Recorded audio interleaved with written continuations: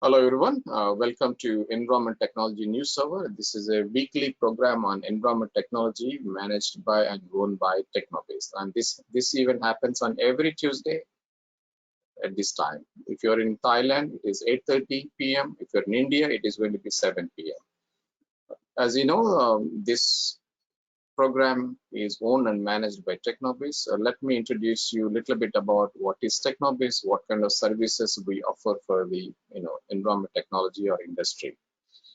First of all, we are based in Thailand and established the company in 2005. And my name is Peram Prashadara.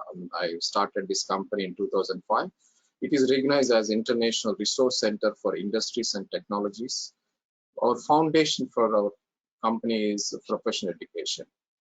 Along with the professional education, we offer other services and business and networking services. So again, the foundation for Technobase is education, professional education. We have many other services along with the professional education, but everything is included together. We have a conference, trade exhibitions, webinars, business networks, talent search, knowledge tests. We do also do the technical consulting and also the marketing and all aspects. These services are pretty much global, but our business segment is a little bit broader. We are not only on the focus on energy, environmental, but we also have a polymer industry, process industry. Polymers, we talk about rubber industry, plastics, polyurethane, adhesives, chemical engineering and technology, energy, environment, water and membrane technology, filtration, separation, and various issues with the process industries. This is a business focus for the Technobase. We have an exhibition called the Membrane and Filtration Trade Expo, which we are going to organize in next year in Bangkok in March.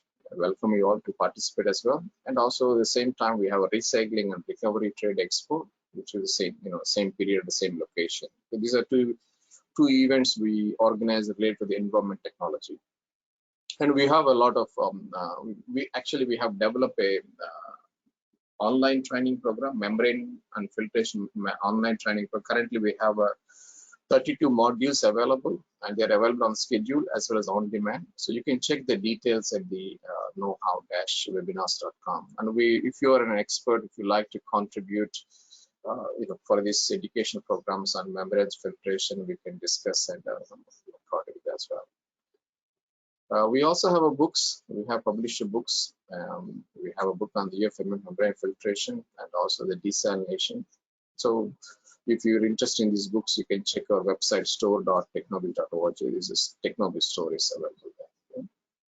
So that's briefly about the Technobase and activities related to the environment technology. You can always check our website technobase.org for more information on it. So we are here for the episode number 9.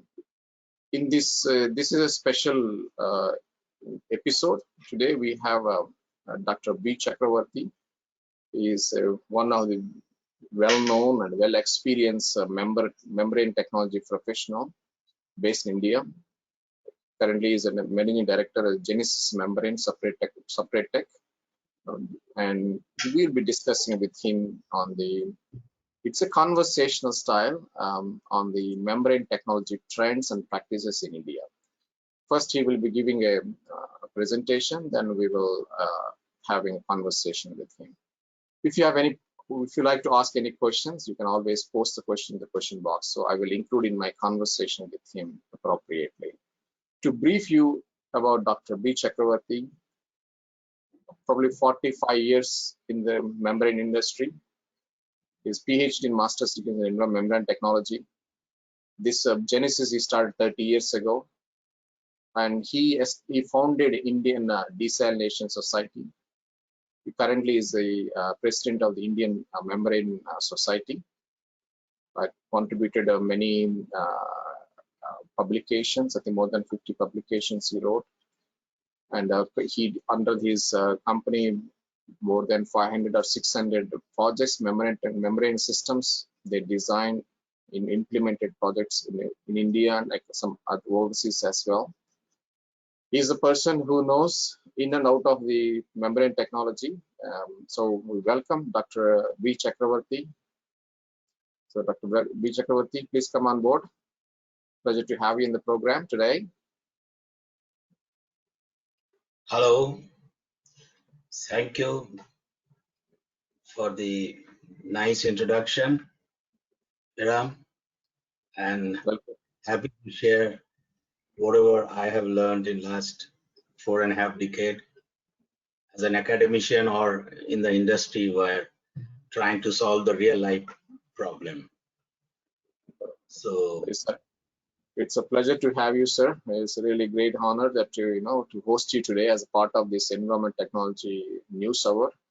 I'm going to explore your brain today about as much as possible what is happening about membrane technology trends as well as practices in Indian scenario. Okay, I think the first I request you to make a presentation about the topic. Okay, so that after that we will have a discussion. Okay, let me ask you to share your screen. yeah.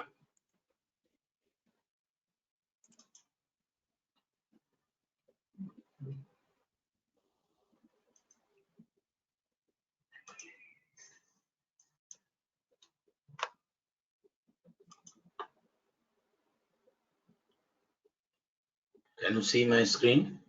Yes. Okay. Yeah. First slide. Yeah. Yeah, I was once I got your invitation, then I thought just a second.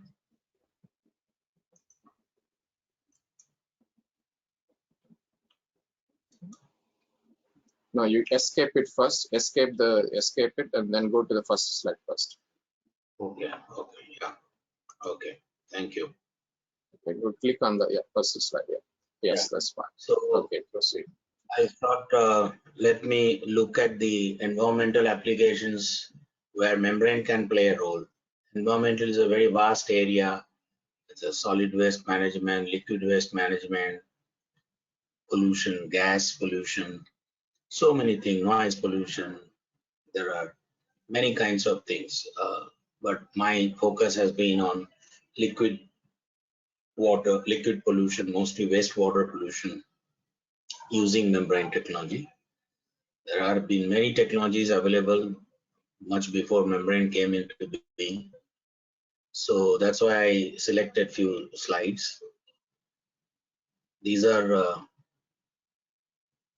some of the hardwares which we try to show you in very nutshell the various kinds of geometries and various processes like ultrafiltration, nanofiltration, microfiltration, and hyperfiltration, which is known as reverse osmosis, which are a pressure-driven process, and various geometries like hollow fiber, spiral, tubular. That's fairly well-known technology. And another important thing which connects is the water, and I'm talking in terms of the availability of water in India. If you see the scenario in 1974 and expected in 2025, it's about 400 million hectare meter, or to be put in another words, 4,000 kilometer cube is the water which is available to us at zero cost. And the utilization in 1974 was very low, as you can see. 35 million hectare meter goes to agriculture and 3 goes for other applications. Out of 400, only 38 million hectare meter is used, which is not even 10%. In 2025, it's expected to increase to at least 25% of the same amount of water which is available to us, either as monsoon precipitation or in the snow in the winter months. India is that way very lucky country, but often these things are not understood well. If you can see, the total precipitation on Indian soil is, as I told you, about 4,000 kilometer cube per year. And the cost of that much water, if you desalinate, is about $3.2 trillion, which is more than the present Indian GDP, which is about 2.8 trillion. Another important thing is India occupies 2.4% of the area of the world, but have 16% of the world population, whereas water availability on us is about 4.6% on area basis. So if one can see the planners, it is our population which is a bigger problem than non-availability of water. The availability of water is very much there, even though it's the population is growing, but even in 2050, when Indian population is expected to settle down at about 1.5 billion people, even then, if you divide 4,000 kilometer cube per day per year, it comes to about 3,005 liter per day per person. Whereas the city I am staying right now is Mumbai, the largest Indian city from business point of view. The municipal corporation gives about 90 liter per day per person, and we see the difference. Of course, one has to understand the number. If 7,305 liter per day per person is available, then where is the problem? The problem is there. The problem is there because there's so much of water is not available to everybody at every part of the country. The water scarcity varies from region to region and from season to season. So some of the some of the solutions are the inter-river linkages, like water-rich area is connected to water-starved areas. These have been talked about for many, many years. Some are implemented, some are only in the drawing board, some are buried in the political controversies. So I just thought of educating your audience that one of them is Daman Ganga Pinjal link, which will solve water scarcity of Mumbai to the extent, but very recently I heard that this project is shelved. Then there is another thing in the Chambal called Parvati Kalisin Chambal link. So water, again here, as you can see the links, the water is ultimately goes down waste. Either it creates drought in the water starved areas, or there's a flood in the water rich areas. So it's a better management of the water, which is also being looked at the highest level at the government of India. And we're very lucky to have a very dynamic prime minister, who has a ministry of water, which was unheard of few years back. So these things are being looked at, but then politics has its own role to play. But we scientists and technologists, our job is to help whichever way it's possible, whether you're acknowledged or you're not acknowledged. Similarly, there is another one is the Tapi Narmada link. Another important thing which I wanted to share with your people is that, see, the nature gives us beautiful water, as you can see here, the Yamuna near the Himalayas. And this is the photograph at the bottom is the water of Yamuna in Agra. And a little white dome you see, this is actually the Taj Mahal photography taken from another angle. So it's not only the technology, but it's also the human behavior, that we should not take things for granted, that whatever is available is eternal. We must also responsibly use our water resources, whether it is for human consumption or for industrial things or for agriculture. And this is just to show you that how we have degraded this thing in maybe about 50 to 100 years. Another scenario is this. This is the how sacred Ganga looks, and you will see when it comes to my birthplace, that is Varanasi, which is very much in the television news these days about the Gyan Bapi and Kashi Vishwanath. You see the dirt we have created in the river. Dead bodies are thrown, the flowers are thrown, they introduce tons of BODs, and the problem is tremendous. Similarly, we think Holy Ganga can take care of everything, so every unholy thing is put into the Holy Ganga. or it is thrown into the sea, and then sea gives you back. You see how the scenario is. So no membrane, no technology can solve this problem. So technology will definitely solve the problem, but it is better that we don't create the problem first. So I thought this kind of awareness is very necessary. Why should we be lagging behind? We should also put our contribution to pollute the industry, pollute the environment. Then the plastic lobby and so many things. You see, the scenario is very bad. Anyway, uh, only when the problem is created, the scientists and technologists, we start looking for solutions. Sometimes we solve the problem at a cost. Sometimes it is better that the problem is tackled at the preventive stage itself. I would like to share with you the Sardar Sarovar Canal, which remain unused for many, remain unexecuted for various reasons, but finally it is executed.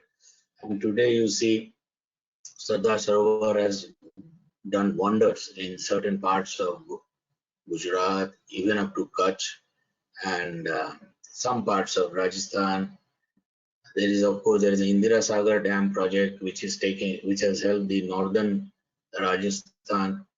So this is to give you some idea that after the SSP, that is Sardar Sarovar program came, how the drought-prone areas as far as Kutch, in Ahmedabad, and so many in the Saurashtra region, the water availability, quality of water, even farming has become much easier, and you know how prosperous Gujarat is. Well, that is to give you some idea about this, and then the question is of membrane. I will not talk much about membrane because it's a fairly well-known thing, but I'll show you what all it can do. One can select the right technology, whether it's microfiltration, ultrafiltration, reverse osmosis, dialysis, electrodialysis.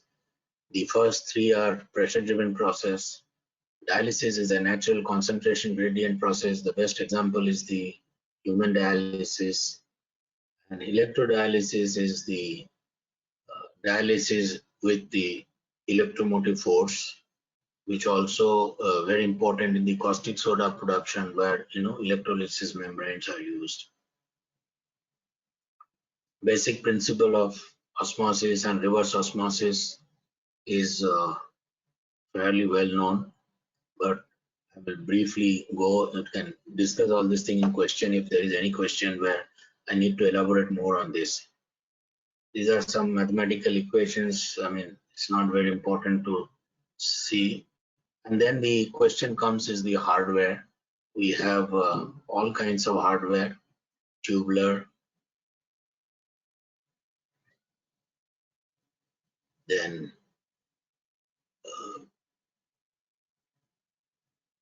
hollow fibers.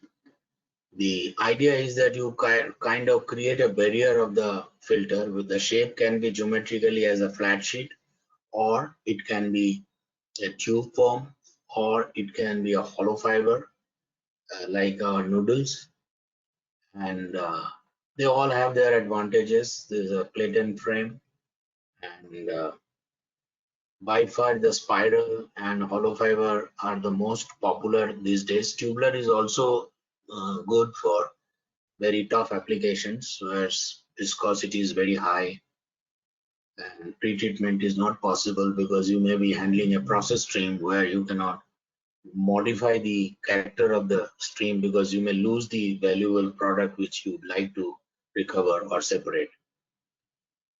Spiral and spiral reverse osmosis or nanofiltration is very popular and very effective, and hollow fiber ultrafiltration membranes, whether inside out or outside in, are very important because this helps us in the pre-treatment where a lot of fouling material which affects the membrane performance is taken care of. This is how a spiral membrane looks like. It is nothing but a sheet which is folded in an envelope form, and you can see there are flow promoters. Flow promoters, and there are, and then there is a channel, permeate channel, which goes in and in and in, and then finally it enters into a hollow tube, perforated tube, and it comes out. Anybody who is using membrane will know this is very common. This is just to show you the future of the membrane, that 18 spiral membranes which are now commercially available, and they make project cost very low. And when you are treating water or wastewater, the cost of the ultimate production capital as well as operational cost is very important.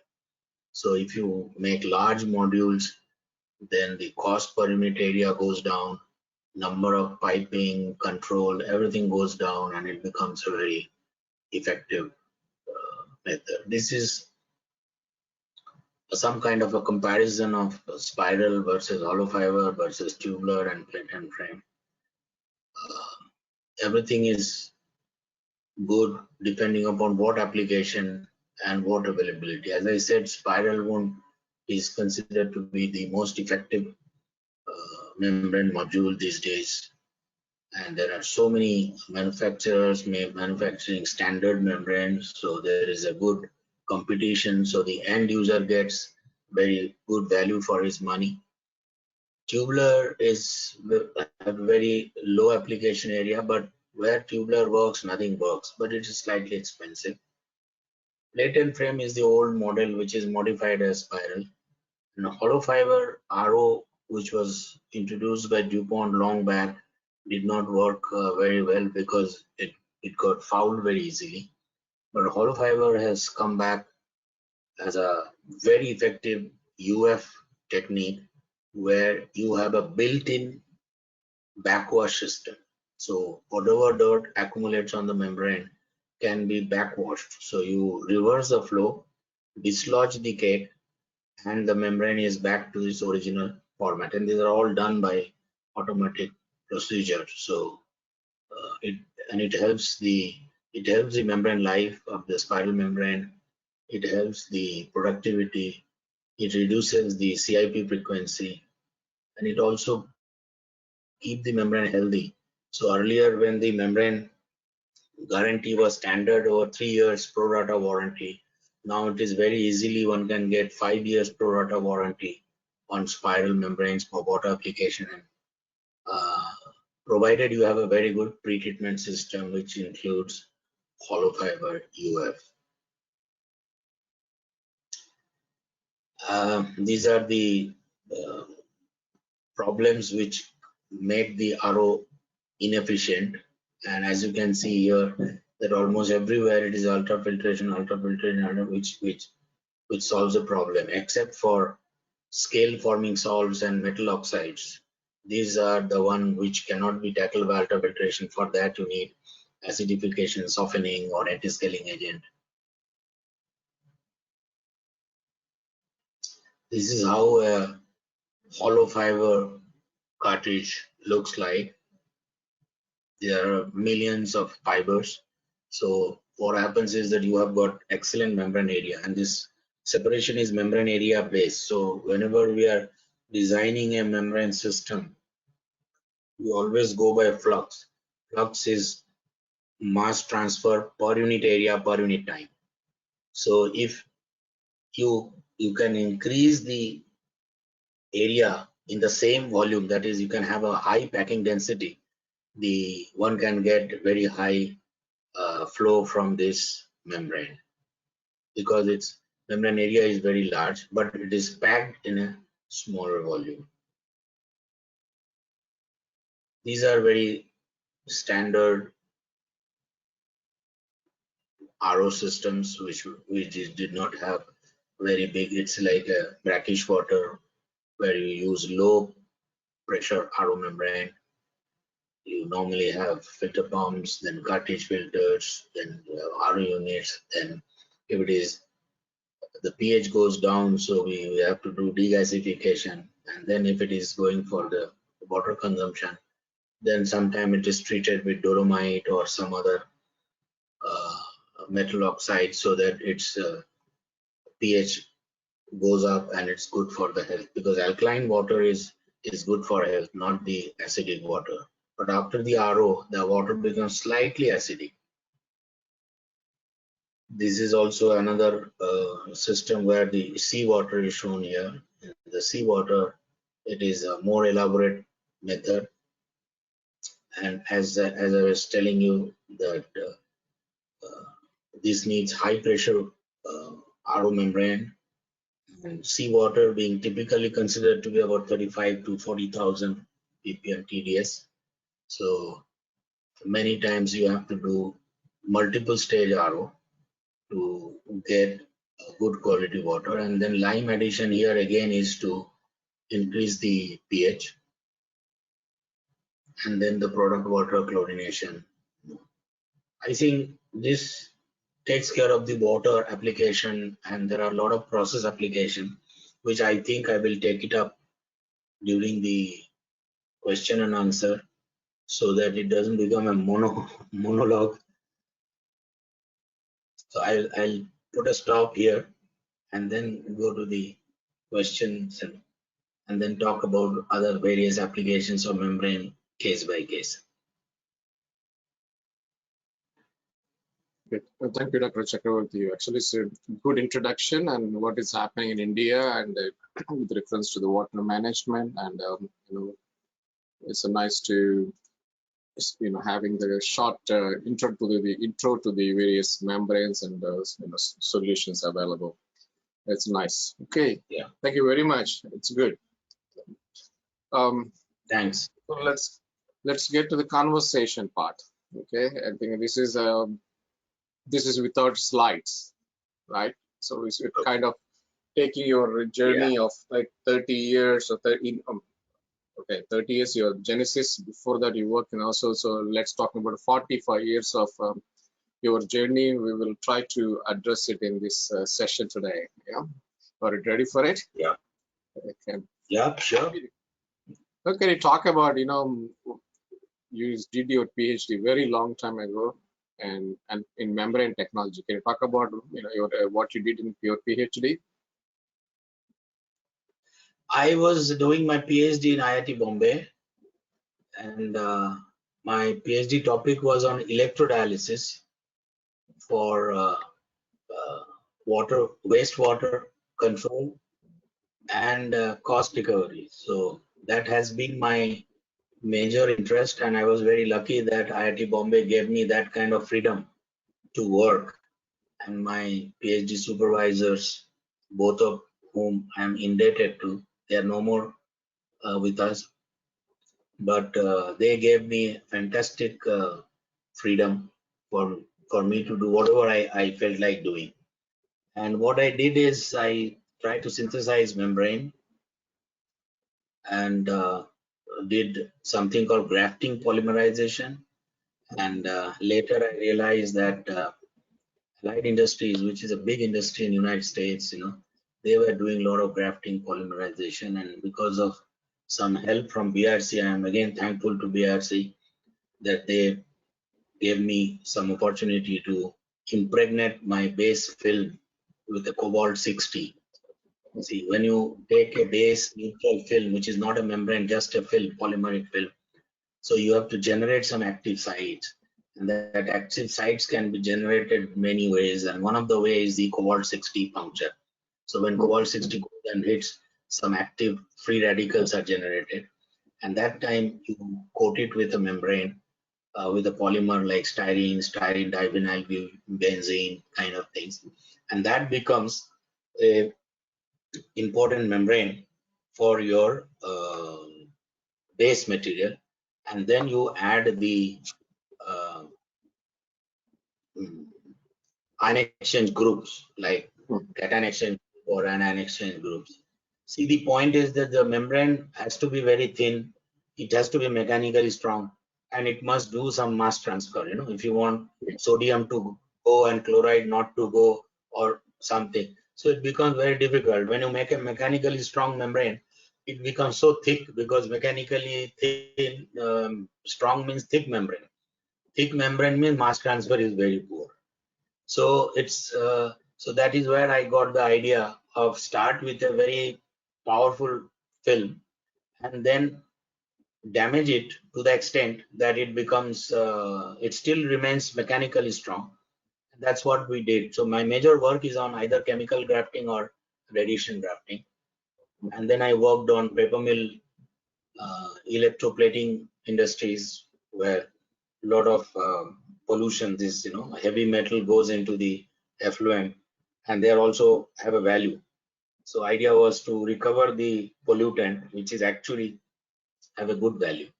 So this is briefly, this is what I did, and that is almost 40, 38 years. 38 Yeah. years back, I passed. Long time ago. Yeah. So that I think that Yeah, your PhD in membrane technology at IIT Delhi, Mumbai, right? Yeah. right. Yeah, IIT Bombay, yeah, and laid the foundation for you continue the journey in the membrane technology. And you That's started then Genesis. It's almost 30 plus years now. Is it right? 30 plus years. It's exactly 30. 1992. I started, that's right, 1992. 1992. So how has been a journey? 32, 30, around 30 years. Yeah. Yeah, actually, I always thought, I was very impressed with the one statement about the Confucius, the Chinese philosopher on whom there are a lot of philosophy centers in India also now. One of the things was very and deep impression in me is that it says the essence of knowledge is having it to apply it. So the point is, I always thought, and having come from a very moderate financial background, and as I was telling you that we were the part-time sufferers, so we had to start our life from practically zero level. So everywhere I saw what is the value of the work.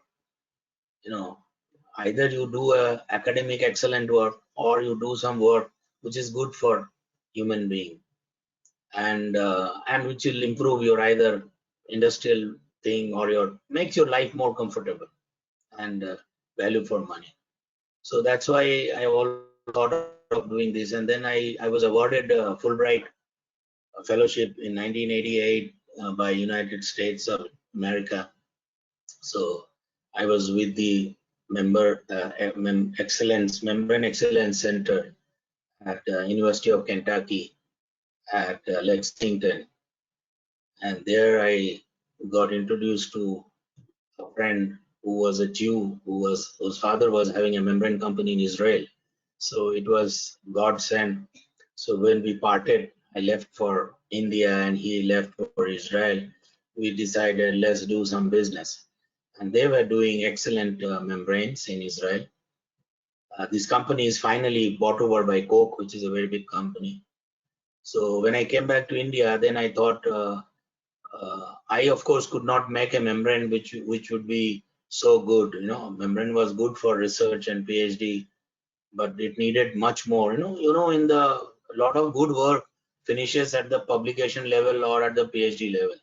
But if it Yeah. has to become commercially successful, there is a lot of gap remains. Sure. And I was very fortunate to meet a person. His name is Mr. Rafi and his father Strifler, and then they were making beautiful membrane. The process was okay, but then again, you made good membrane. It has no value unless you are able to sell it for a process. Right. So I had to concentrate more on process, and membrane is a hardware which I was getting very novel membrane from Israel. And I'm very happy to report that this company was started on the advice of Professor Sidney Loeb. Sidney Loeb is the one of the founder of the membrane science and technology. And you must be knowing that in the RO membrane, the first RO membrane which was cast in UCLA, it is by Professor Sidney Loeb and our Professor Srinivas Saurirajan, and this is called Loeb Saurirajan membrane. That Yes. was a cellulose acetate membrane. It's called asymmetric cellulose acetate membrane. And this membrane, the beauty of this membrane is that It is an asymmetric membrane, means it has got two layers. One is the mechanical porous support and another is the selectivity thin skin. That's why. Otherwise, a normal membrane, if you cut across, it will be the density same across the thickness. But asymmetric means the density will be very high at the top and it will be porous. So Sidney Loeb had suggested this company to start, and it started in Ryogo as a technical leader. So then we started getting into a lot of new applications, and it went well. I'm very happy that we put up the first zero liquid discharge plant in near Baroda, Nandesari. There is a place called Nandesari, and I'm also very much proud to know. Share with you that Prime Minister Modi's water recovery project, the top number two objective is zero liquid discharge. I don't get any credit for that, but anyway, I think we were the first to build the zero liquid discharge plant in 1997, which was fully indigenous. So it was been very nice, and we did a lot of new projects, water, wastewater, process industries. So how many projects so far have been completed for last 30 years? I was mentioning about 500, some 600 numbers. I think it should be more than that, I guess. No, I have lost count, but I think it's somewhere around 500, 450 to 500 units built and applied. And it is not just a trading, it's a long-term association with people, because we did all the projects from concept to commissioning. And then having commissioned the plant, then, we keep relation with people for at least few years. But our relation with most of the customer went up and up because we kept on getting repeat orders. Yeah.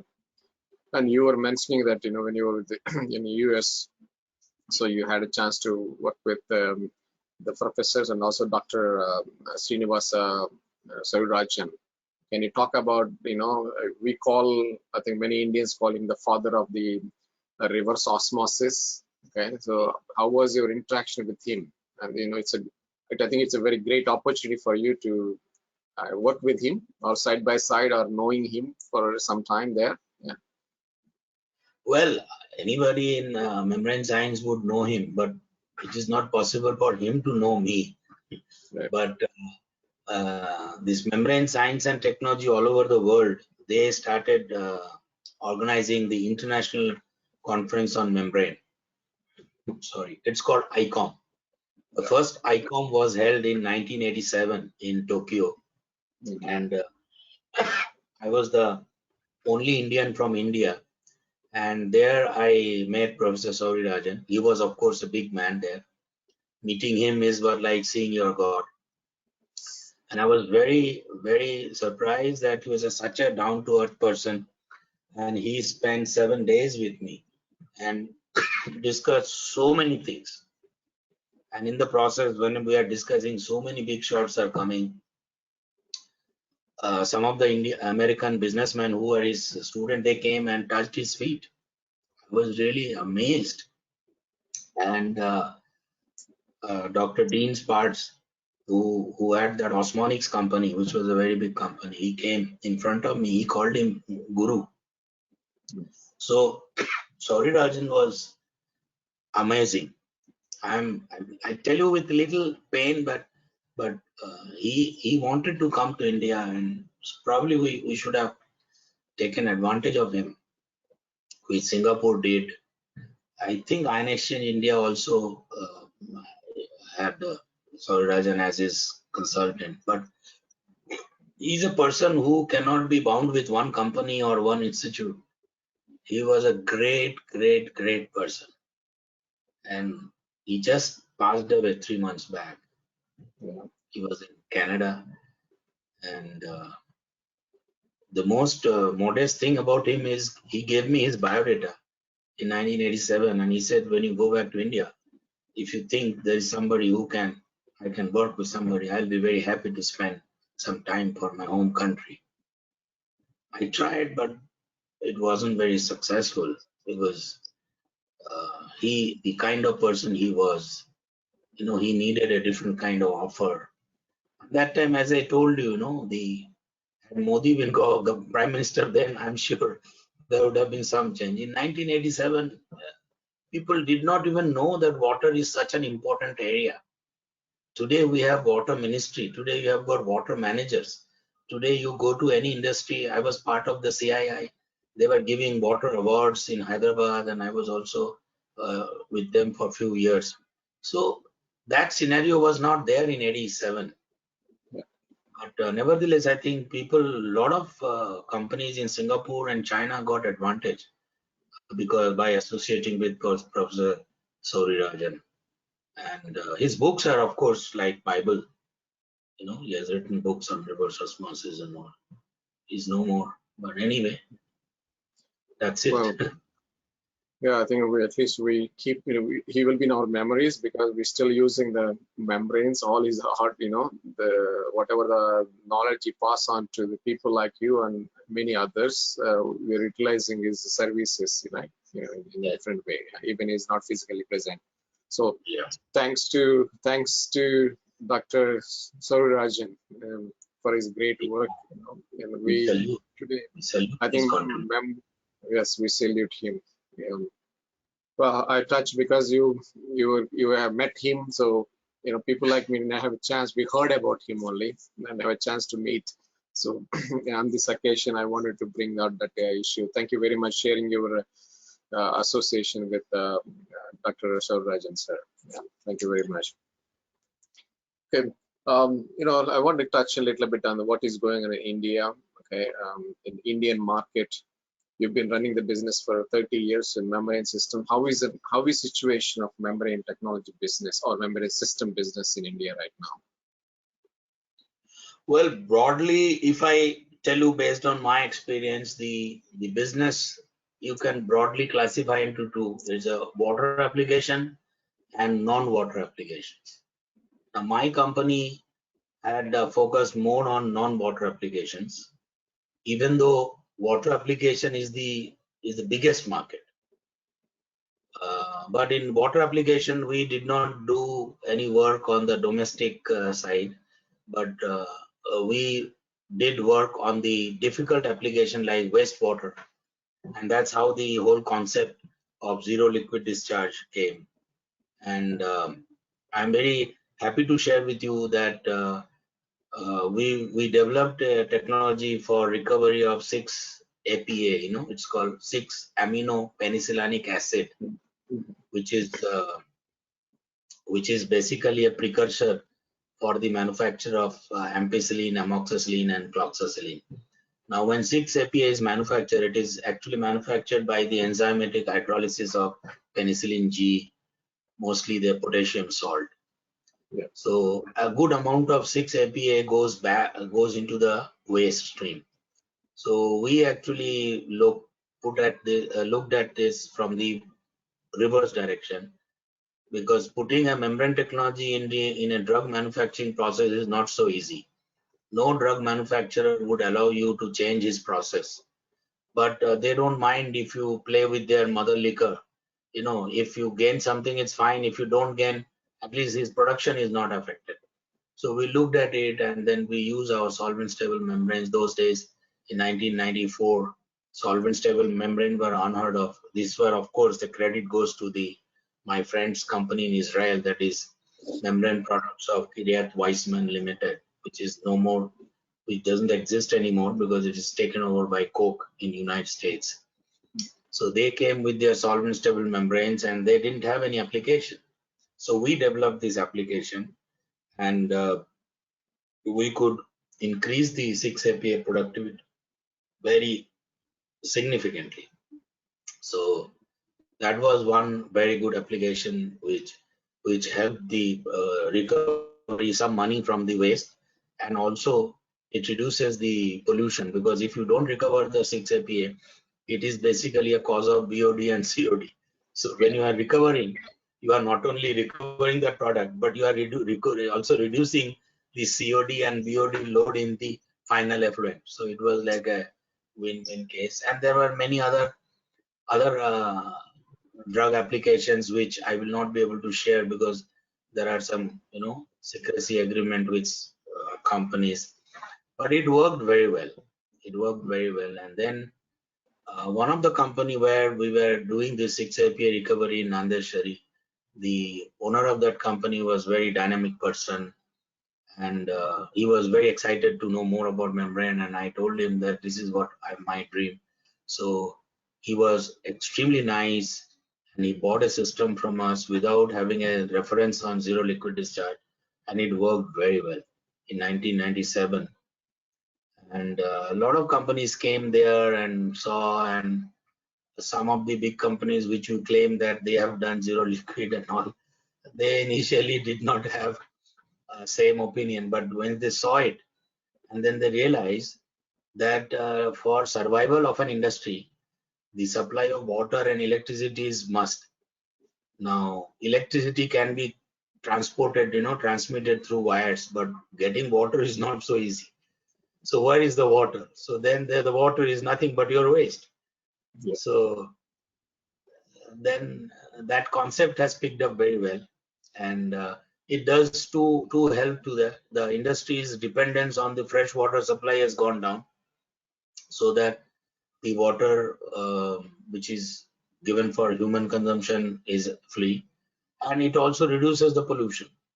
Yeah. So in fact, when we did some large projects in Dr. Reddy and all, and they are very dynamic company, and their managers were extremely intelligent and very excited to do something, and one of their vice president told me, look, I don't want just a model plant, I want a working model. I was really very encouraged to see such,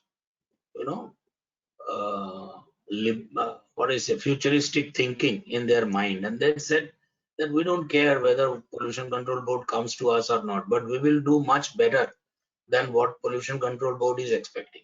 See, because you are not polluting only, so this pollution control board person has no role to play, because only when you pollute and some effluent goes out, you will see. So there is no pollution because water is totally recovered, and whatever could not be recovered by membrane finally went to the evaporators. So what came out is a solid powder, which was safely disposed. So that is how a lot of industry became very effective. I was with Thapar Group for some time. They have also, I started some work, and they are also doing the water, the paper mill industry. They consume a lot of water. When I was doing their analysis, I still remember they were consuming 252 tons of water to produce 1 ton of paper. And you can imagine the paper you buy doesn't contain any water. So then the fresh water comes in, it goes as a waste. Right. So I'm happy I met one of the general manager of Built in one of the award show, and he said that our management has given us the target to reduce the water consumption from to some 100 or 120. I said even that is high, but still, where is 252 and where is 100? So that awareness also came, and many industries, the automation industry, the membrane industry, the pump industry, they all chipped in, and we are definitely in a much happy situation. And today, no industry has to close down just because some local politician comes and says, you are polluting, so stop it. So it's okay. I will pollute because I'll have to produce waste, but I will not pollute.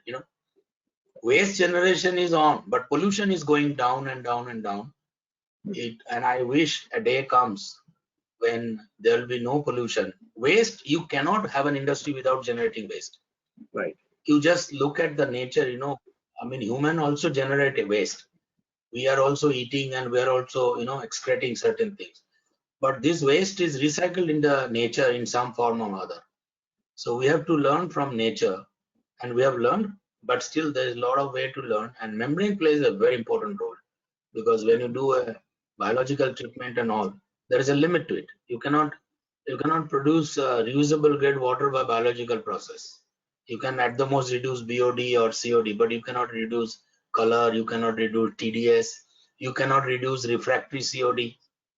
Yeah. So it becomes very good and hybrid technology. Excellent. I think the membrane technology. Okay, if you talk about 10 years ago, 15 years ago, it's very expensive. Okay, and because of the prices, it came down, and also it became a part of all the systems now. Yeah, across the world, I guess. Yeah, is it been correct? The membrane system, the membrane modules prices came down significantly over the years. Yeah. It has, because of the production, competition, and mass consumption. In fact, the price of the membranes in India was much higher than the price in the Middle East because they were buying at a bulk. Now in Indian, there are large Indian customers, end users who are also now consuming in bulk. So there is a price advantage there. And the government of India has also played its role. Earlier, the custom duty and all used to be very huge. Now overall custom duty has gone down, and membrane for water application is actually a zero duty. So even that, the only disadvantage is the value of dollar has gone up. The dollar versus rupee has gone up. But other than that, the custom duty has come down. The average cost has come down, and system, we only make system. I mean, most of the Indian companies are building their own system. So the overall cost has come down, and because of this, a lot of projects which were not viable, let's say in 70s or 80s, now they are viable, and you don't have to depend on one particular supplier. You have a choice. So as an end user, you always know that if X membrane is having some problem, so I have an option to go at least Y, Z. That gives the confidence, and of course number of installations are increasing, so that gives the confidence. Like I told you about my zero liquid discharge plant in 97. Now 97, putting up a zero liquid discharge was practically impossible, but because my customer had confidence in me because of another application, so he did cooperate, and I am thankful to him. He unfortunately is also no more here. He is passed away. And after that plant, a lot of people learned, and a lot of new installations came. We also did a lot of installations.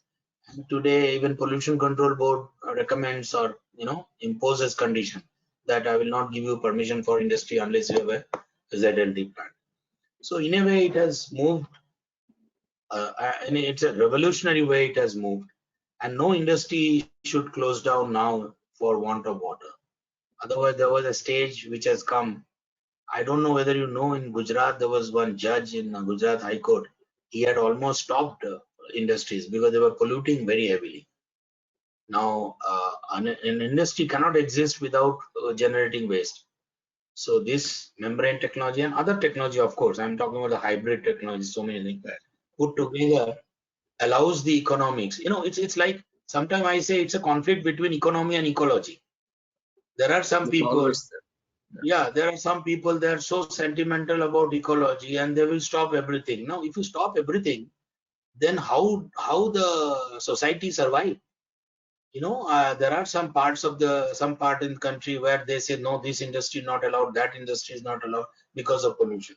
But you need economy for the survival, for sustenance. Ecology is equally important. So the point is, if you can balance ecology and economy, then only we grow. Now, some of these European companies, they used to transfer the dirty part of the process to India, like some dyes and all, because they didn't know how to manage the pollution, and they said let the pollution go to the third world. That is not possible anymore now. So, and technology, that way technologies, the membrane technologies, whoever is in your audience, they should feel proud that we are contributing in a very big way for the social cause, the economic survival. Otherwise, if you suddenly find there is no economy, no industry, nothing, it will become Sri Lanka. And nobody wants that kind of situation. So you want people to get job, and for job there has to be business. Business means factory. Factory means waste. Waste means pollution. So what do you do? So we do. The membrane people are doing very good job. And I being part of that, I feel very proud that maybe I started a little earlier than many, but it's okay. Somebody will start tomorrow. Somebody will do much better job than us. And as you said, there are a lot of membranes are available. That MBR concept is very, very important. We did, of course, this much earlier, but we didn't call it MBR. But it's okay that MBR concept is very relevant to cold countries where biological degradation is not possible because the temperature is very low. In India, biological process is much easier because it's a even in Thailand. I think you are not a country where temperature is so low. Like I saw in South Korea, the temperature goes as low as -20. Where will the bug survive? So you need an artificial condition. But MBR system, we all touch this MBR systems, but MBRs, wherever there is a problem with space, when you have a constrained space for the wastewater treatment system, whether is hot or not, it still works, and I think that is like hotels, or even if the factory is located in the middle of the city or somewhere, there is no place for you to expand your wastewater treatment, but you still can increase your production capacity. So MBR is really an alternative. There are many others now. The principle MBR, MBR, and so many, there or there. But come to the India. Relevant MBR. See, the thing is, just take 2 minutes. The ultimately, when you do a biological treatment, let's say anaerobic or aerobic biological system, you depend on called that mixed suspended solid, mixed layer suspended solid. We call it MLSS. MLSS. Yeah. The MLSS is not around 4,000 or above. The biological process does not sustain. Sure. So the MBR, what it helps is it can increase it to as high as 15,000. In India, most of the tropical conditions, maintaining 4,000, 4,500 is not very difficult if you are doing the proper dosing of diammonium phosphate, urea, and aeration and all those things. And of course, there should be some biodegradable mass. If you are taking a effluent where BOD is very small and COD is very high, then this is not going to work. It will basically take care of the BOD. And so I always wonder why the India, there are no many, or maybe I have no idea, but I know most of the membranes either come from Europe or in the US or from China. Why there are no membrane manufacturers? What is the reason for it? We're system builders. We buy. Yeah? Now I think the application base and the user base is much wider. So because when I started that time, the membrane usage was not so wide. And system manufacturing, you do only when you get an order, then you start manufacturing the system. Whereas membrane manufacturing is like a continuous manufacturing process, like a cloth. So you cannot manufacture membrane after getting the order. So you should have some minimum thing. And that is where the problem is. But there are some people who are making membranes, may not be very best quality, but I think things are changing. There are some people who are making hollow fibers, and the cost and quality may have to improve further, because ultimately you have to compete against the international brands like Dow, DuPont, and even there are some then there are brands from Japan and South Korea. They are doing a lot of work, but I'm sure the kind of things at the moment looks to me that it's the right time that at least 1 or 2 standard international membrane manufacturing plant should happen in India. Yeah, and the raw materials are also available. There was a problem of the raw material, because when you make the membrane, the most important thing is to make the right monomer. Yeah. So it is not just you make a polymer by polythene or polyvinyl chloride or polyvinylidene chloride. You have to have a proper monomer, and then it polymerizes to the polymer. Yeah. So that looks to me that it will happen.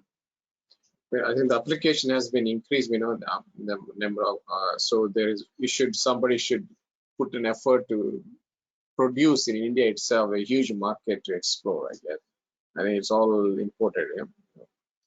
I believe there are some, but still, as you said very rightly, the majority of the membranes are imported. Okay, you are the founder of the Indian Desalination Association. Why did you establish ID? Okay, called IDA. Okay, the same name for the International Desalination Association also. Why did you start it? How is the desalination business in India now? Well, when I was member of International Desalination Association for much earlier, and then I thought, without naming the companies in India in 1990, 1989, 90, I saw there are Indian companies, but none of them were getting any business in Middle East, which is closer home.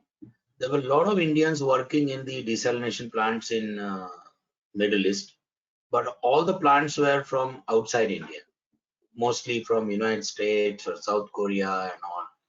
So I was just thinking, and then I realized that to bid for a Middle East company, whether it's in Saudi Arabia or Kuwait or wherever, you have to have some minimum size.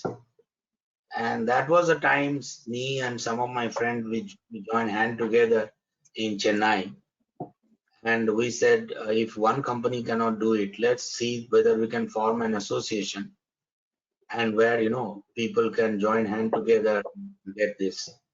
That was actually the major idea, because India had the expertise even then. We had a lot of companies. There are not as many as today, but there were at least half a dozen companies who could do good job. But that time the import component was very high. Today the import component has come down, but that time import component was very high, and so our cost was very high. But that did not happen because finally, but then anyway, some of us got together and we formed this Indian Desalination Association, and we became part of International Desalination Association. I was the founder. It is registered on my name at Chennai Charity Commissioner's office in Saidapet. And because IDA was confusing whether it's Indian desalination or international desalination. So even INDA and all. So the International Desalination Association president that time, he told me that let us put a small n so that we are so we become INDA. Nevertheless, it sounds good. INDA sounds better than IDA, So now currently, are there any big projects happening in India for the desalination? We talk about seawater. Oh yeah, there are many. There are some desalination projects which are being considered in Mumbai. As I showed you, that Daman Ganga link, Pranjal Daman Ganga link, the present government has probably scrapped that project after so many years, and they feel that it is better to desalinate seawater and produce water and give it to Mumbai citizens. I don't know, when they get into the project, they will realize it's not so easy to produce desalinated water in Mumbai area, because all around the coastal area, it's very dirty water. Okay. You have to put it much deep into the sea, because there's a lot of thing. But they will have to put very, very, very effective pre-treatment system. And how about the brackish water? How about the brackish? I think brackish water can be smaller scales, probably many, yes. Yeah, one of the very large project which I was involved partially in the RCF, that is Rashtriya Chemical and Fertilizers, that was about 4.5 MGD plant. That was put up on the municipal waste, sewage waste. So primary and secondary treatment was done by another company, and for the tertiary they had joined hand with us, but then somehow in between they thought they can do it themselves, so we were kicked out of the project. But so my design was taken away, and I was also not. I was technically I designed the project, and that's about a 5 mgd plant in. So that's like a brackish water, Yeah. because if the Bombay sewage, the TDS is not more than 600, 700 ppm. So treating a 700 TDS water is much easier and much cheaper than treating a 35,000 TDS seawater, you see. And especially if you put up a seawater plant in, let's say, Maldives, where the water is crystal clear, then probably your cost of treatment will be low. But if you are putting in the coastal areas of Mumbai, then the pretreatment cost is fantastic. So your pretreatment cost is very high, and then RO cost is very high because it's seawater. And seawater recoveries are very low, maybe 40%. Yes. Right. Some people claim maybe 45, 50, but in brackish water you can claim up to 80%. So these are the things. Pretreatment will be very, very, very elaborate in case of seawater RO in Mumbai. You know, Then they may appoint some consultant and they'll do it. It's all a good thing. and how about the ceramic membranes? Are they in good use now? Ceramic membranes popular in India now? Ceramic membranes are, I've been hearing for last not less than 30 years. And India, everybody says in the world that India has a very good chance to produce good ceramic membranes. Unfortunately, we have not gone beyond aluminum oxide and a little bit of zirconium. But you have lot many ceramic membranes coming from Germany, France. Chinese are of course there in everything. Ceramic membranes are expensive, but they have a long life. But the kind of application which we have in membrane is mostly the RO and NF, where the molecular weight cutoff is very low. So the ceramic membranes are very effective in ultrafiltration and microfiltration. There are some claims, I'm not too sure, there are some claims who says that they have now made membranes with 1000 Dalton. But when I tried some of the membranes, it didn't work well because it seems it was a ceramic membrane, but it had a plastic coating. Because when you make a membrane, you have to have a very good pore distribution and pore size distribution. So you cannot have a same pores, 100% pore. It is a random pore. When you do a cast, when you cast a membrane, it's a very random procedure. Yeah. So depending upon the manufacturing process, ultrafiltration and microfiltration, I know there are many. Nanofiltration, there are some claim, but we have seen still it is the polymeric membranes which are ruling. And the cost of ceramic membrane versus polymeric membrane, ceramics are still expensive. That's right. That's right. And see the textile industry. That's a little bit textile industry. Is everybody using membrane systems now in India for the textile industry? Because the color, there are no, I think there are a lot of restrictions on the textile industry, particularly the color wastewater and things like that. So I think the only one solution is to remove the colors now. Is it membrane technology is an alternative and everybody is using it? What is the situation about textile industry now? Well, as far as textile is concerned, I do go to Bangladesh, and people are consulting me in Bangladesh also. The thing is, the Bangladesh textile industry is far ahead of India now. And the last visit, I was surprised that a lot of Indian manufacturers are getting their product manufactured as a job work in Bangladesh, and they are using membrane. Bangladesh, as you know, has got cheap labor, and water is not a problem. Bangladesh is water-rich area, and Bangladesh economy depends on textile export. The first, I think, number one item is them, and they are according to some report, the textile industry Bangladesh stands number 2 after China. The textile garment export industry, whereas India was much ahead of Bangladesh earlier. And there's some of the location of the textile industries are in the water scarce area, but people have started using caustic recovery. Fiber industry has started using membrane for caustic recovery, sizing, desizing. Some people are still using starch as a sizing chemical.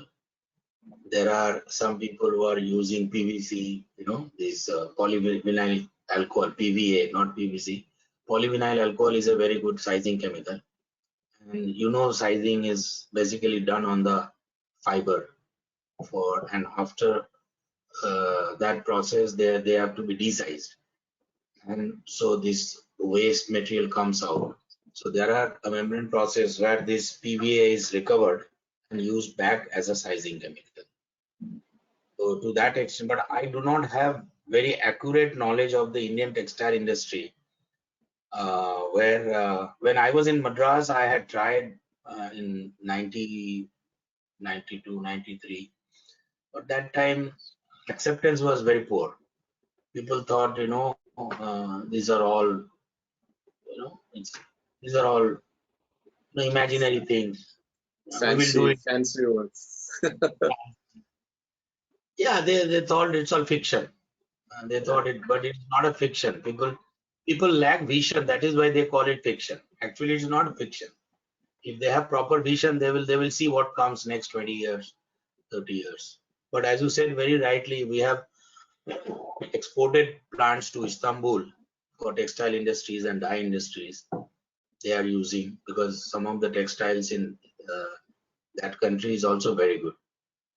So textile is a very big industry all over the world, and textile means dyeing. So the processing industry, after you dye the textile, the cloth, not all the cloth is fixed on the fiber. So after fixation, you wash the cloth, then the waste which comes, it will contain a lot of color. Right. And we have many installations on dye industry, not the textile, but dye industry, which is nothing but the same color,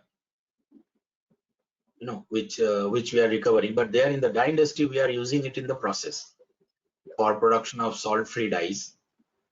To produce liquid dye, you have to produce salt-free dye first, and salt-free dye is produced by membrane, and we have many installation in India. Let's talk a little bit down to I think in membrane technology, it's becoming a part of most of the water or filtration systems wherever it is, whether it is industry or whether it is a municipal scale or public utilities. But they're all still having a problems with design and operation of things, right? And can you talk about what are the common mistakes the companies are doing in designing membrane systems and also operating them? What is your your knowledge on the? Probably you have seen many failed projects as well. So yeah. Very important aspect you have touched upon. If the membrane plant is not designed properly, the best membrane will also not deliver. And that's the reason why, the pre-treatment, as I showed earlier in some of the introduction, the pre-treatment of the stream which is going to the membrane is a very key factor. And to make a process successful, pre-treatment the membrane, I'm assuming the main process is RO. So, and the reject management. These two things are very important. if you don't do a proper pre-treatment, like you have got silica or you have got some calcium, magnesium, or soluble organic materials, suspended materials, colloidal materials, metal oxides. In a water treatment, anything is possible. For example, we have a very huge plant, I think about 1500 meter cube per day plant. That company is producing hydrogen peroxide. Now, hydrogen peroxide is nothing but H2O in which one oxygen is introduced. Looks very simple on blackboard, but to introduce that one extra oxygen into hydrogen H2O is not so easy. And the raw material is water. So we have a complete system supplied very close to Mumbai, in the outskirts of Mumbai, where we are taking a river water and converting it into a water having electrical conductivity as low as 0. Silica content is less than 0.3 ppb, something like that. Because purer the water, better product and better yield is expected. Now, if I tell you what is the source of water, it is supposed to be water on paper, but it's supposed to be a river on paper. But that river, if you go upstream, somebody is washing his truck in that river.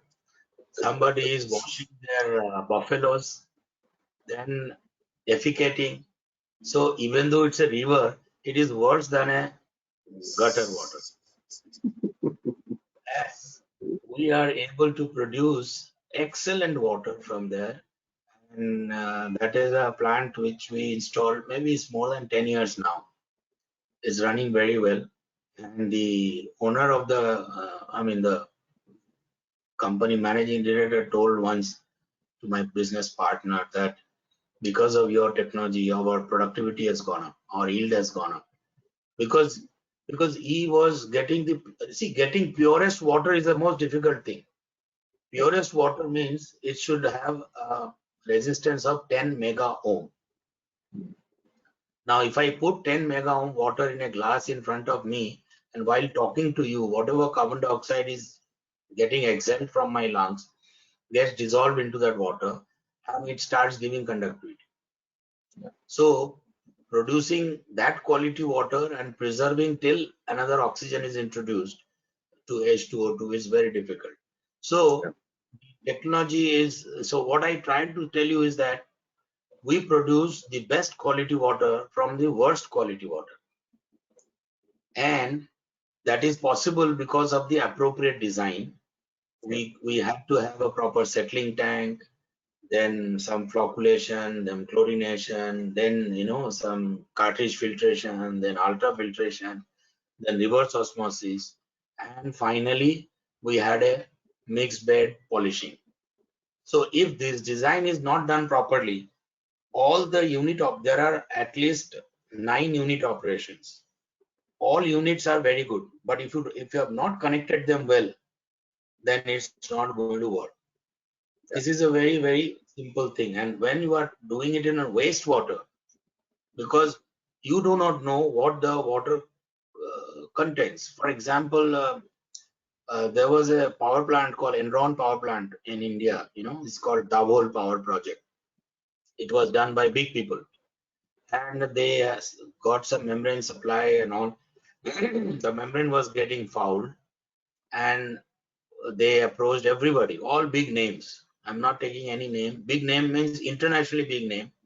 They all give some solutions, and then it doesn't work. Then finally, they went to the membrane manufacturers, and the membrane manufacturer was located in LA somewhere.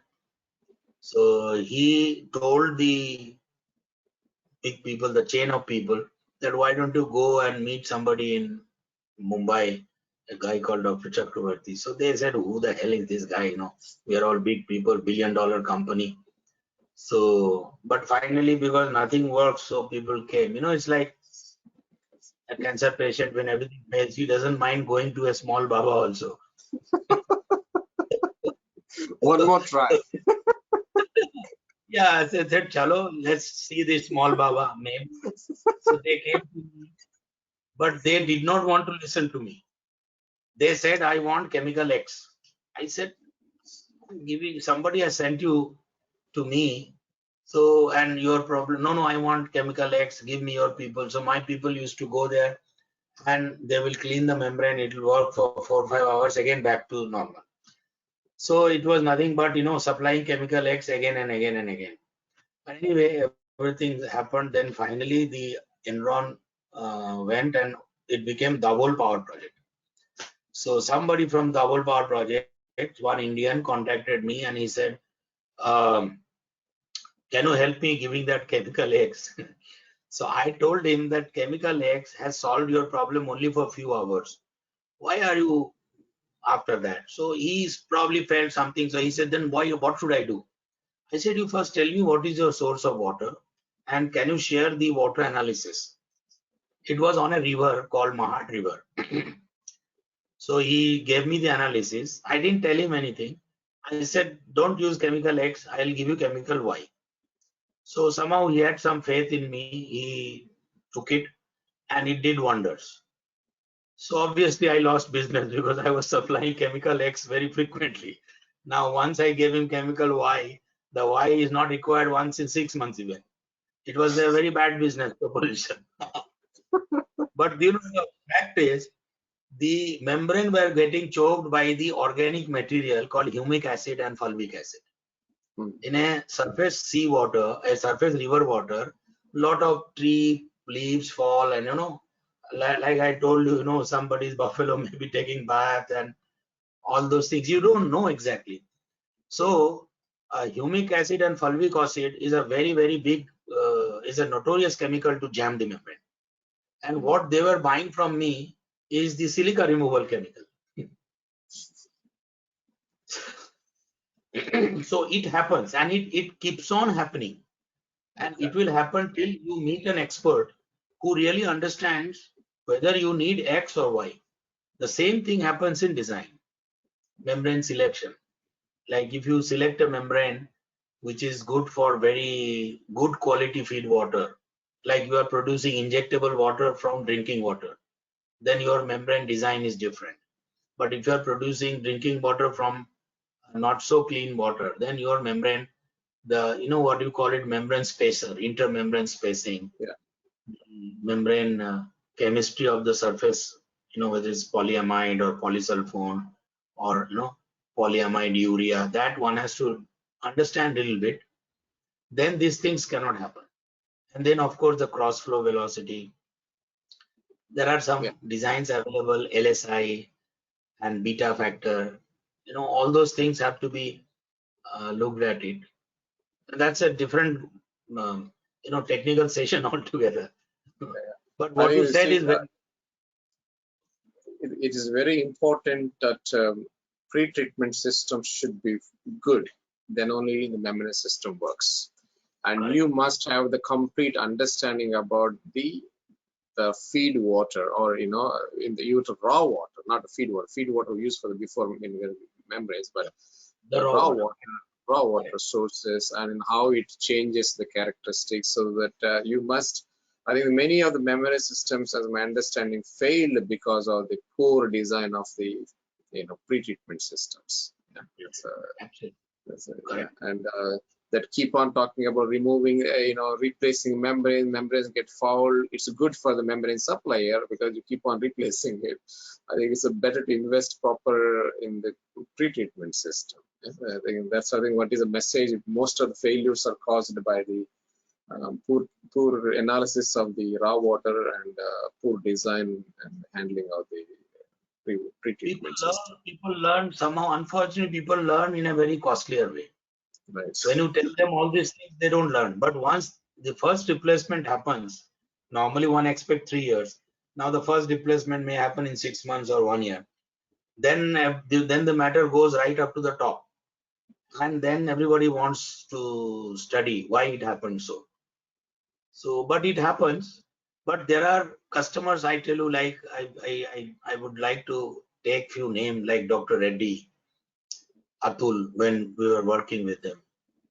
They are the people with whom we enjoyed working, because they took the ownership of the plant, and they did everything a mother will do to protect her child, and it worked.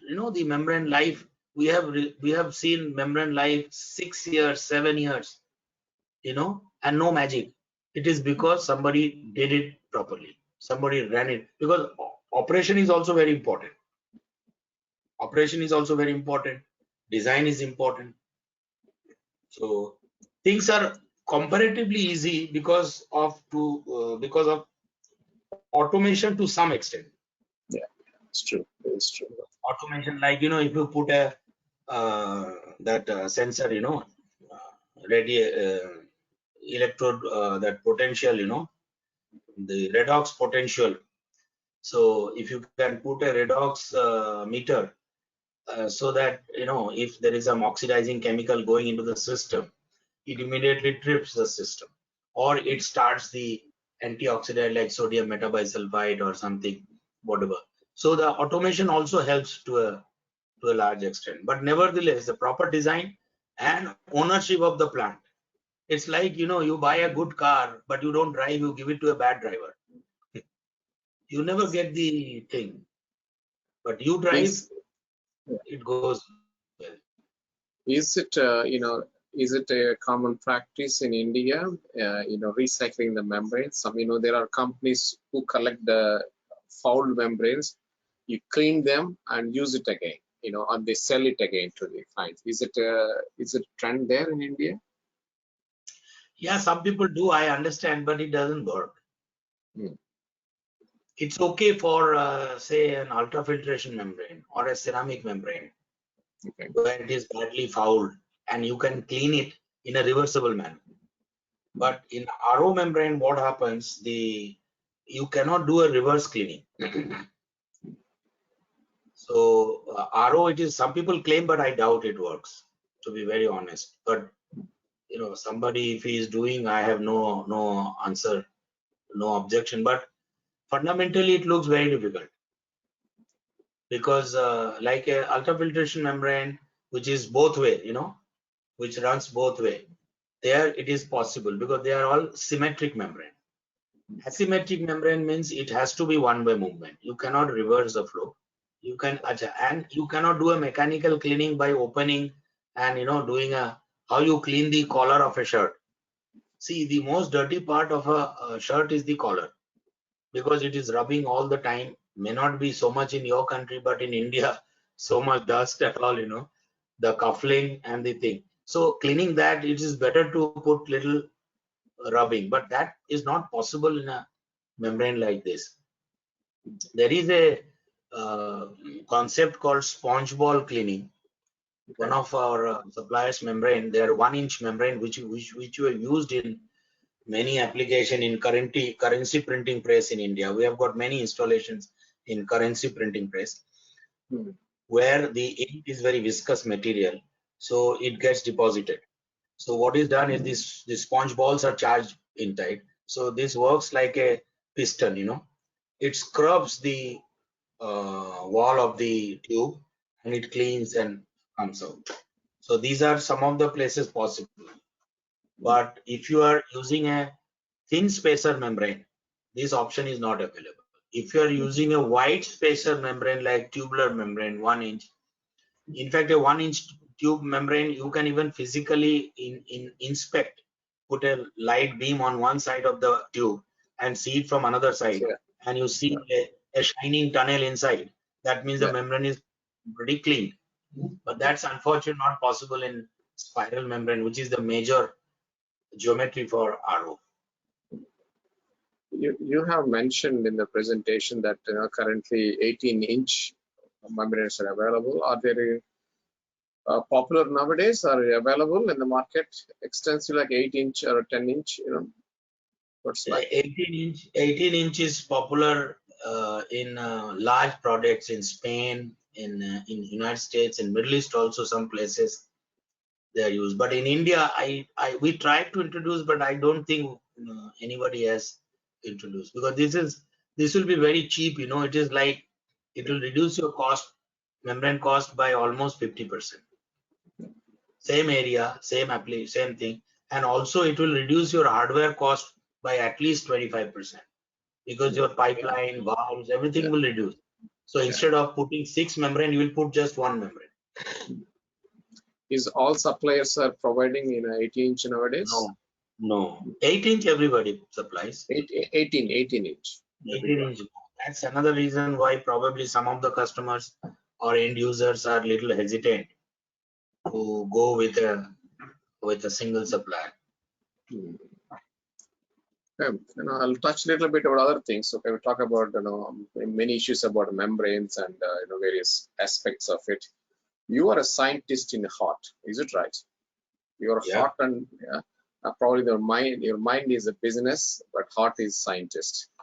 Yeah. I don't know whether my interpretation is correct or not. Please correct me on this. How do you manage running the business with the being a scientist? How do you survive, or how did you manage it? So can you talk about a little bit of that? Yeah, as I told you, I was very impressed with the Confucius philosophy that, the essence of knowledge is having it to apply it. So my idea was that, whatever knowledge I have gained, whatever opportunity I got in this country, the society gave me, I should put back into some application, some commercial application where I am of course made money. But if I am recovered 6 APA from mother liquor, and due to which the till 2000, 200 crore worth of 6 APA was saved. So, you don't get a fraction of that because my job is done once I supply the machine, whatever is my profit, 10%, 15%, 20%, whatever. After that, if it works, nobody calls me. If it doesn't work, then they give me a different kind of letter. So other than that, there is nothing. But because I got the NOSIL award in 2000, Millennium Award by the Indian Institute of Chemical Engineers. So this was to be given to me by Prime Minister Bajpayee in Kolkata.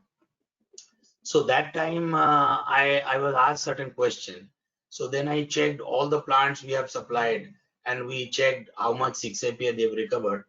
We were really thunderstruck that, I mean, a very rough estimate said it is more than 200 crores.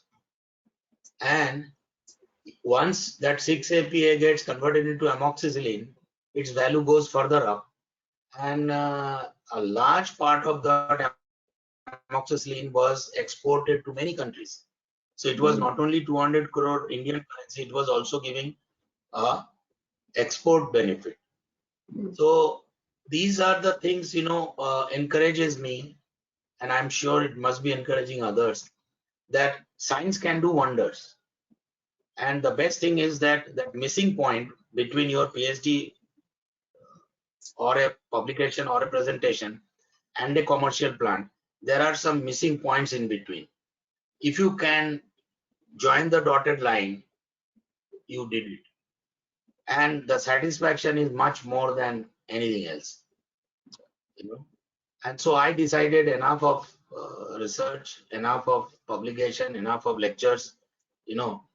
Let me see if somebody buys my equipment. So if you buy my equipment and if you are happy, that gives you a much more pleasure than just presenting a paper. And this, of course, basic research is very important, but so that is where I could connect the whatever scientific temperament and whatever I learned from my gurus and in IITs and different forums, getting inspiration, meeting Professor Saurirajan. See, ultimately what Professor Saurirajan did, he and Sidney Loeb made the cast that membrane called Loeb-Saurirajan membrane, which is nothing but cellulose acetate membrane, which was an asymmetric membrane. Today, because of that asymmetric concept, today there are much more polymers which are, it's a almost 50 to 60 billion dollar business. And how many companies are working on it, So if you see that kind of, Saurirajan never had his company. He was a professor, but he did a lot of applied work, which was converted into a technology. Yeah. So my personal feeling is that India is a very rich country as far as science and technology is concerned, even though not all of us are recognized. But at least if all the scientists and technologies worth the name can solve a real life problem, one problem in his lifetime, we will be the best country in the world, the richest country in the world. Already, some things are showing up, but it's Yeah. okay. Packaging and marketing is also important. But what is most important is take a real life problem, solve it. That's it. Rest all will be taken care of. So And that's how you I are, found science and technology and commerce as a see. Ultimately, you why you remember Graham Bell or Ford or anybody, they were, who are they? They didn't become rich by buying a lottery ticket. You know, they all converted academic curiosity into science and then technology and then commercialized. And today, whether it's a air conditioner or a refrigerator or a automobile, you just name, aeroplane, everything has happened because of this. Today, LED lights, everywhere LED lights. yeah. How many people knew about this?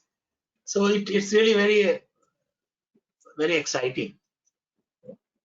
Well, you are the current president of Indian Membrane Society. I mean, you have a blend of researchers also there and also from industry, right? Yeah. And can you talk about what's happening at Indian IMS? Is it Indian Membrane Society? Is it short word? You have a yeah. Yeah, Indian Membrane Society was started by few people in Baroda. It is still, our office is located in Baroda, and our secretary, Professor Murthy, is a professor at MS University Baroda. It's operated from his office. Indian Membrane Society is a society which was basically devoted for the membrane science and technology and application, which may be biochemical application, which may be desalination. Like if you look at Indian Desalination Association, it is very focused. It is only for desalination. Now, the only thing is desalination may be membrane desalination, or it may be thermal desalination. It could be solar desalination. But Membrane Society has got more of an academic flavor. We have more than 150 members, and maximum members are from academia, from various universities, CSR labs, and many of them are doing a lot of work, applied work. But Indian Desalination Association, you have more people from industry because it is more close to the commerce. And Indian Membrane Society has been active for quite some time. I am their president for 2 terms now, and we are also part of a large body called Asian Membrane Society, that is consisting of 8 countries like China, Taiwan, Japan, South Korea, Australia, Malaysia, Singapore, and India. So I'm there, one of the directors of the Asian Membrane Society. But Asian Membrane Society is rich, and they are more active. Active means their main job is every year there is a conference. Indian Membrane Society also tries to do at least one conference per year. Due to COVID, I think we could do 2 conferences, but that is on Zoom, not on physical way.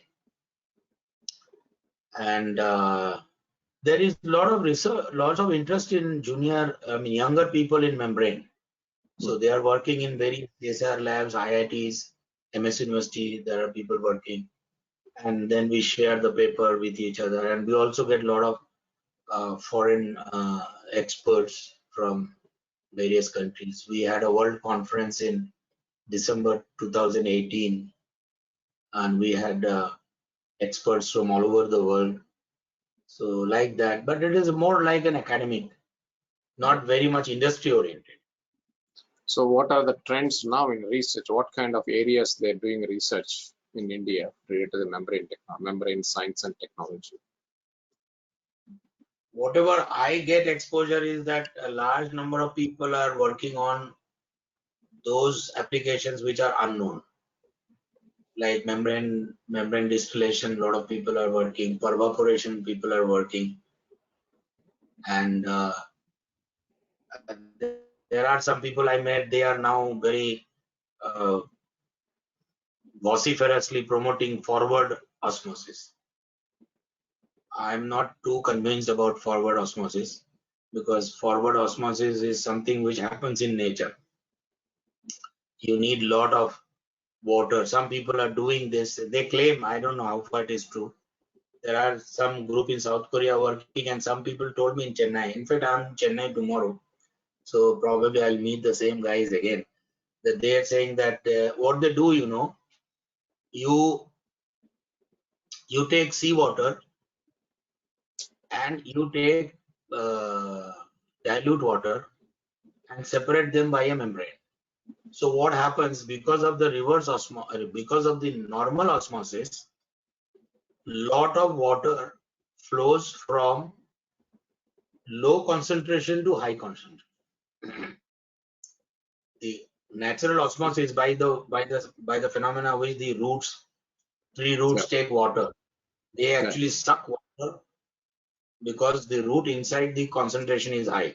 Uh, the active coefficient, what we call it, molecular active coefficient, is very high, so it is taking.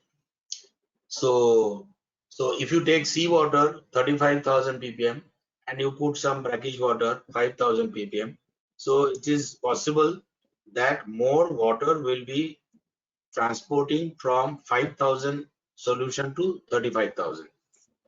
So your seawater becomes dilute. So that 35,000 may become 20,000 or something. And then you desalinate it. I really don't know. I mean, this is a very hypothetical situation that you will get seawater, where you get seawater, but you have to get enough water of this brackish water available there and no cost. And then the brackish water, if it is 5,000 ppm, and if all the water is sucked away, then that 5,000 will become 10,000.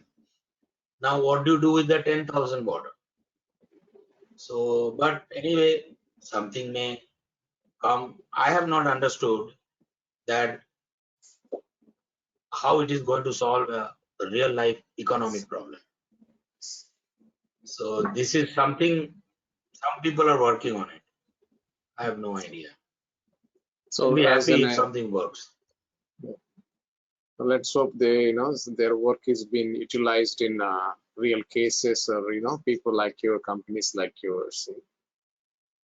I think you need to promote as a president of Indian Membrane Society. I think you can build a bridge between industry or practical applications with the research. It's very, very important.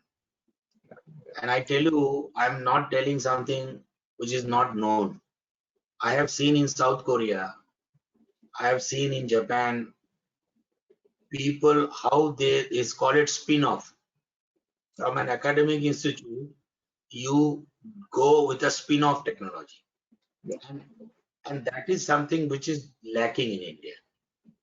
So I, as a president of Indian Membrane Society and also as a director of Asian Membrane Society, I had proposed that let's send our bright guys from whichever institute for a collaborative work in South Korea, Taiwan, because they are doing excellent work, and industry and institute is working in tandem. Unfortunately, in India, the teamwork is not yet developed as much as it has developed in many multiple multinational companies and other countries. So our boys are very smart, very intelligent, very hardworking. If they are put into the right soil, even for a couple of years, I am sure, and when they come back, they will come back with a big knowledge of converting academic curiosity to technology and to a commercial success. And that will really make our effort very effective. And then, you can sponsor a lot of fundamental research. If you make good money, you don't mind giving some money for the fundamental research. Right now, fundamental research is just government's area. Sponsor. Government has to keep on giving money for fundamental research.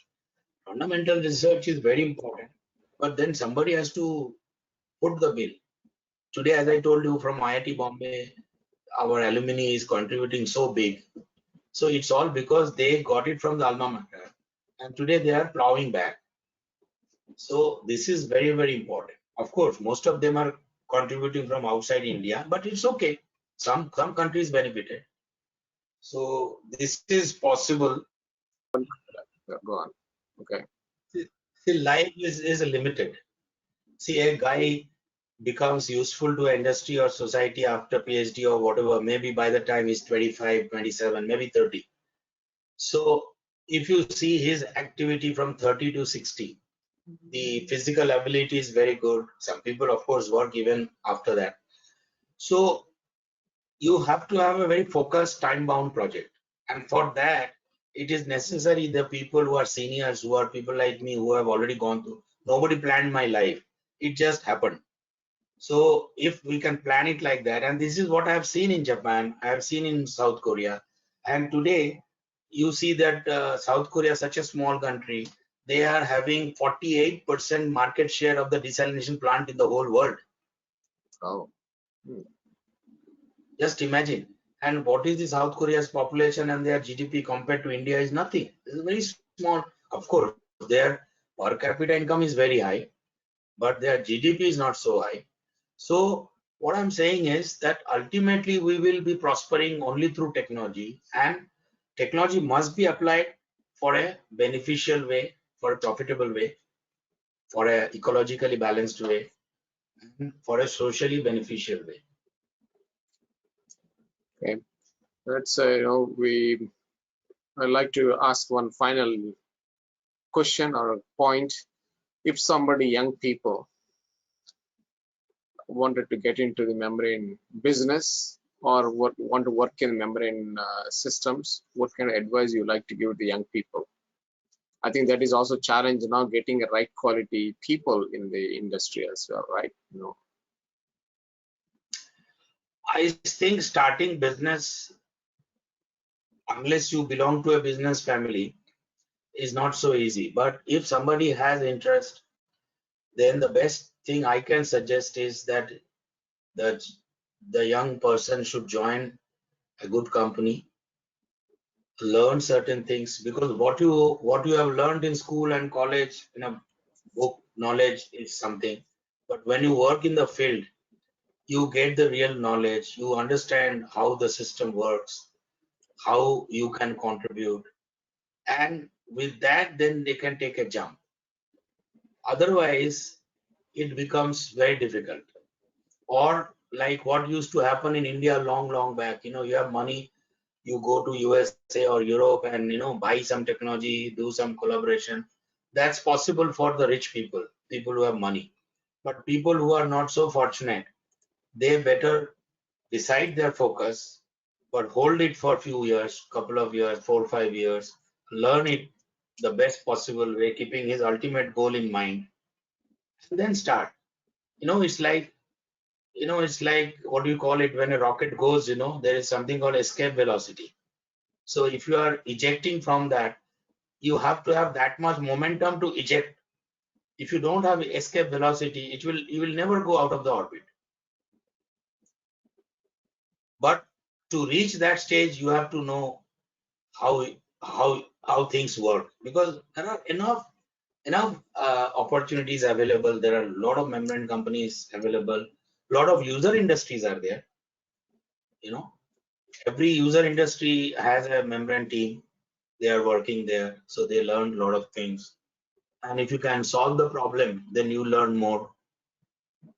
That's the only thing, because I have very limited business experience. So my advice will be, based on my experience.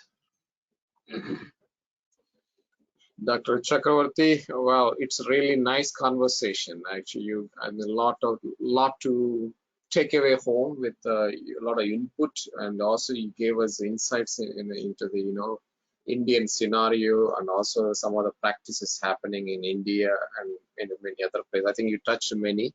I really enjoyed the conversation today. Thank you very much. Appreciate. Any final message to the audience? Thank you very much for inviting me, and I only remember one thing which was told to be one of my guru, Professor T.R. Anantaraman, who was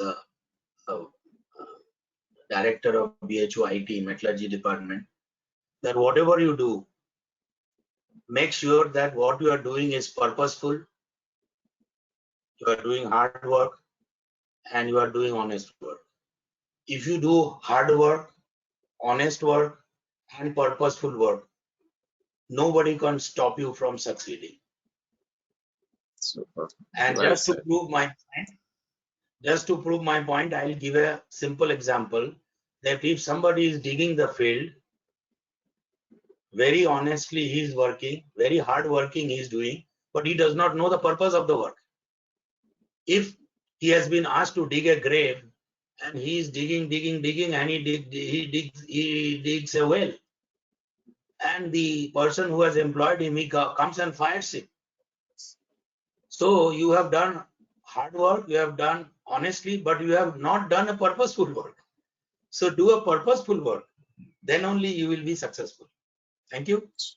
Okay, so the mantra is this: hard work plus honest work plus purposeful work. Then you achieve it definitely with good progress, whatever they do. Is it right? Yeah. Yes. Thank you. Well, thank you very much, sir. Thank you very much. I appreciate the time. I really enjoyed the conversation, and it's really good. And I wish to invite you, some other time and and some other issue. Yeah, it's really wonderful talking to you today, and appreciate the time, for our program called Environment Technology NewsHour. Yeah. Thank you. Thank you. Guys, that's the Dr. B. Chakravarti. Remember him. Today you learn a lot from him, and he has contributed, given a lot of ideas and suggestions, and also give us an advice and the knowledge about what is going on in the membrane technology in India and the practices as well. I'm hoping that you find it useful. And if you like to watch this session again, you can always go back to on our YouTube channel, the Technobase. So check it out for the one more review, or if you have not joined today, you can always watch it whenever it is convenient. And I look forward to see you in the next episode. Thank you all for joining this session. Bye bye for now.